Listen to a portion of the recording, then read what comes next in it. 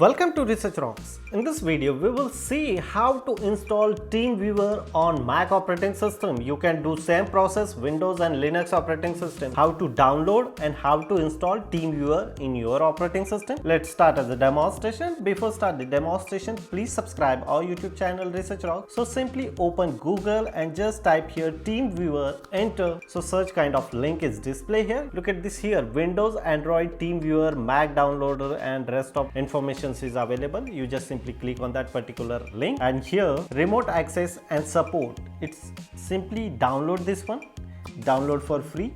Wait couple of seconds. Currently I am accessing this website in Mac operating system, that's why default download options come here .dmg format. You are accessing in Windows operating system, so automatically comes there in Windows related format. After finish the download, you just simply click twice, wait couple of seconds, click here twice, open, accept here, continue, then continue, install, type here your operating system password,